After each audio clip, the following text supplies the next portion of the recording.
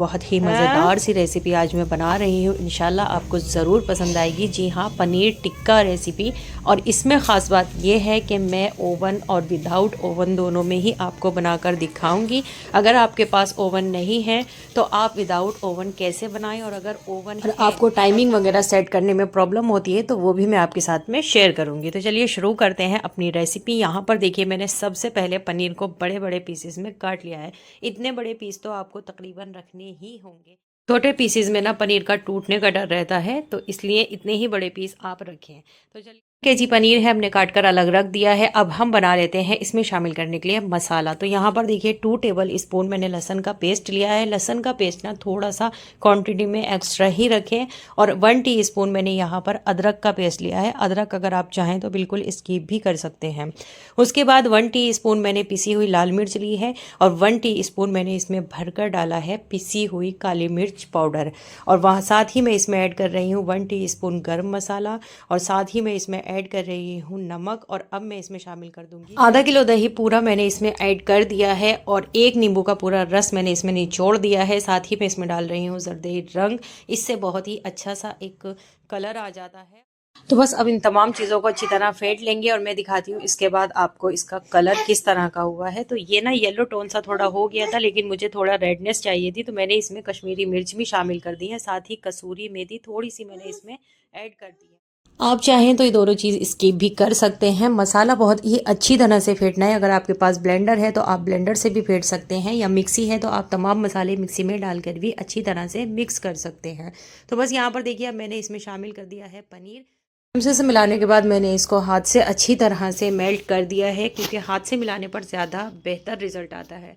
तो यहाँ पर अच्छी तरह से मिक्स करने के बाद अब हम इसमें डालेंगे ऑयल। ऑयल बाद में का जो झंझट होता है ना ऑयल का, उससे बचने के लिए बेहतर है कि पहले ही ऑयल इसमें मिला दिया जाए। तो मैं देखिए ऑयल जो है पहले ही इसमें मिला देती हूँ, और अब इसको एक बार और अच्छी तरह से मिलाकर तकरीबन 1 से 2 घंटे के लिए मैं इसको रेस्ट पर छोड़ दूँगी। अगर गर्मियाँ हैं तो फ्रिज में रखें, और अब जैसे विंटर हैं तो आप इसको बाहर भी रख कर छोड़ सकते हैं। तकरीबन 50 ग्राम ऑयल मैंने इसमें यूज़ किया है, ज़्यादा ऑयल की ज़रूरत नहीं है। तो 1 से 1.5 घंटा मेरा तकरीबन गुजर चुका था, और अब यहाँ पर देखिए मैंने काटी हैं 2 बड़ी शिमला मिर्च बड़े टुकड़ों में। साथ ही 1 प्याज है जिसको मैंने 4 टुकड़ों में काट लिया है। तो बस पनीर को अब बाबरी क्यूब पे सेट करना है। उससे पहले एक बार और पनीर को हम अच्छी तरह मसाले में मिक्स कर लेंगे। तो यहाँ पर देखिए सबसे पहले मैंने पनीर को मिक्स कर लिया है, और अब मैं लेती हूँ बाबरी क्यूब।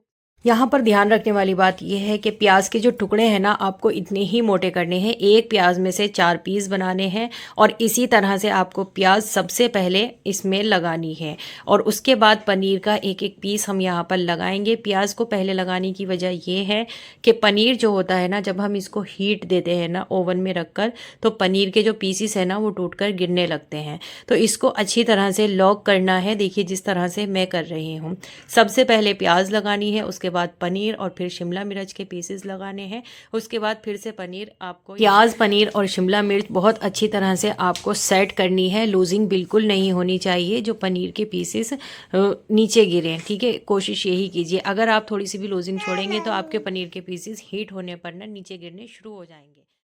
पर देखिए बहुत अच्छी तरह से मैंने पनीर को लॉक कर दिया है। प्याज से और शिमला मिर्च से तीनों ही स्टिक में मैंने अच्छी तरह से पनीर लगा दिया है। आप चाहें तो सिर्फ 2 स्टिक में भी पनीर लगा सकते हैं। यहाँ फर्स्ट स्टेप हमारा कंप्लीट है। अब हम चलते हैं अपने सेकंड स्टेप। ये देखिए माइक्रो मेरा इस वक्त बिल्कुल खाली है, और सबसे पहले हमें माइक्रो को करना है प्री हीट, जिसके लिए यहाँ देखिए 0 डिग्री लिखी हुई है। साथ में वाईफाई भी है, लेकिन यहाँ मैं वाईफाई से अभी कनेक्ट नहीं कर रही।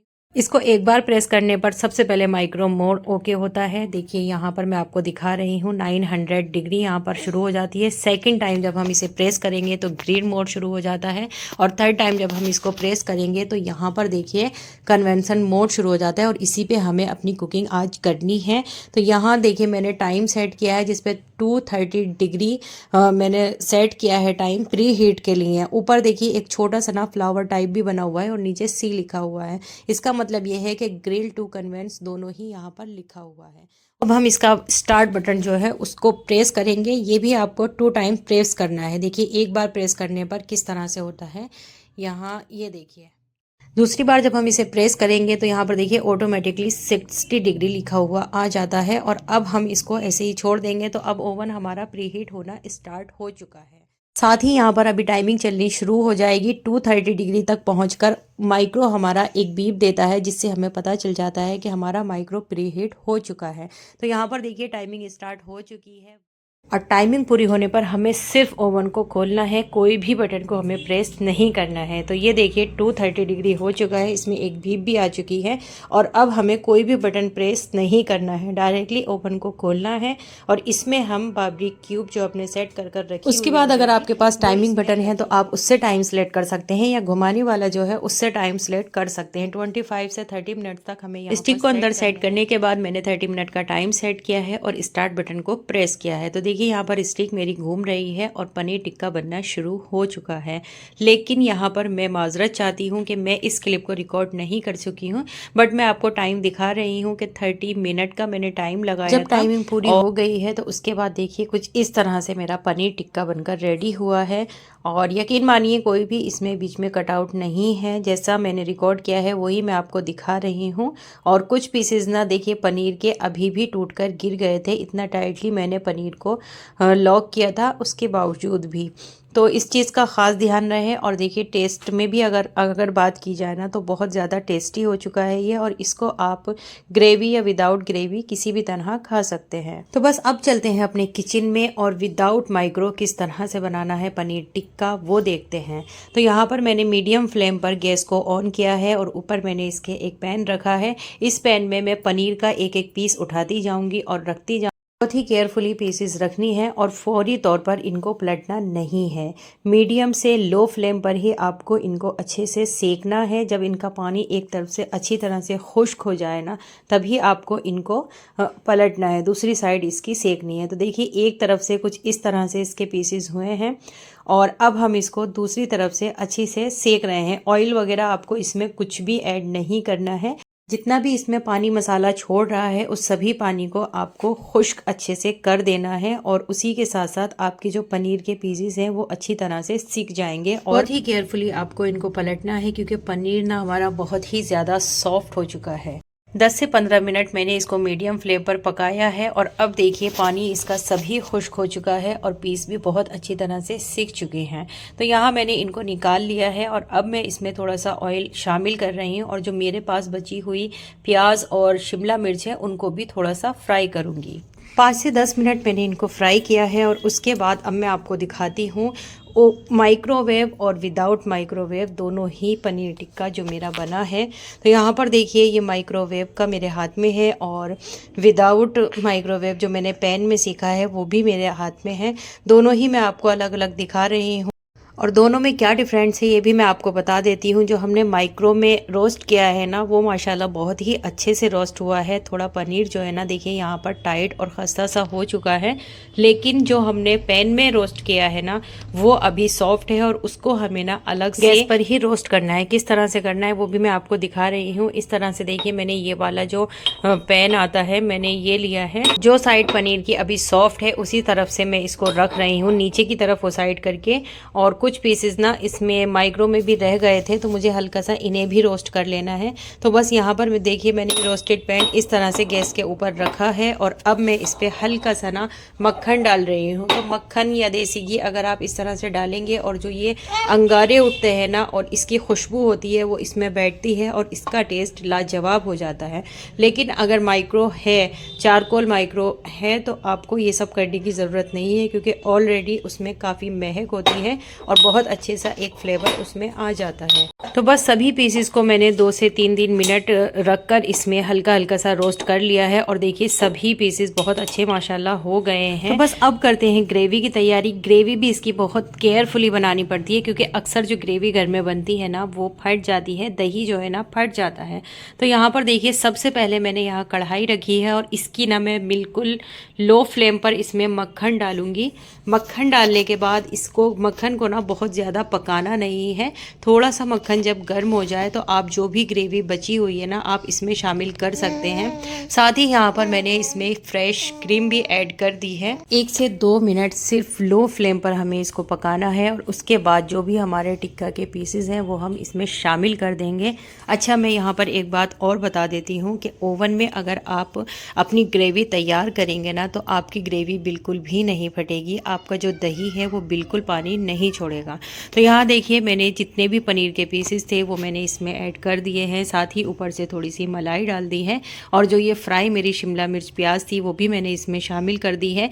अब मैं थोड़ा सा मक्खन और गर्म कर रही हूँ और ऊपर से इसमें ऐड कर दूँगी। साथ ही मैंने थोड़ा सा ना देसी घी भी ले लिया है, अगर आप चाहें तो डाल सकते हैं और अगर नहीं है तो आप नहीं भी डालें, ओनली मक्खन से ही काम हो जाएगा।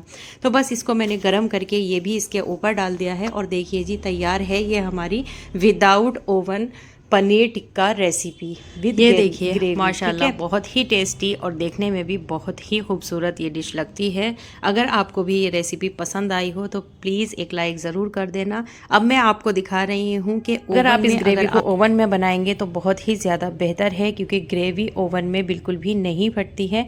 तो यहाँ पर देखिए मैं सिर्फ अभी आपको गर्म करके दिखा रही हूँ क्योंकि मैं दो जगह नहीं कर पाई थी। तो मैंने ना यहाँ पर देखिए सिंपली जो मेरा पनीर टिक्का है उसको बाउल में किया है और ओवन में रख दिया है और कुक मोड को मैंने प्रेस कर दिया है। 60 सेकंड या 150 सेकंड मुझे इसमें लगाने हैं, यानी 1 मिनट या 1.5 मिनट। तो कुक मोड देखिए यहाँ पर लिखा हुआ है, मैंने इसी को प्रेस किया है और अब मेरा ओवन स्टार्ट है और पनीर टिक्का मेरा अच्छी तरह से गर्म हो रहा है। सेम इसी तरह से आप पनीर टिक्का ग्रेवी भी बना सकती हैं। जब आपका पनीर टिक्का बनकर रेडी हो जाए तो आप ग्रेवी में पनीर टिक्का शामिल कीजिए और थोड़ा सा मक्खन शामिल कीजिए और मलाई वगैरह जो भी आपको डालनी है वो शामिल करके आप ओवन में रख सकते हैं तकरीबन 5 से 7 मिनट के लिए और आपका पनीर टिक्का बेहतरीन बनकर आ जाएगा।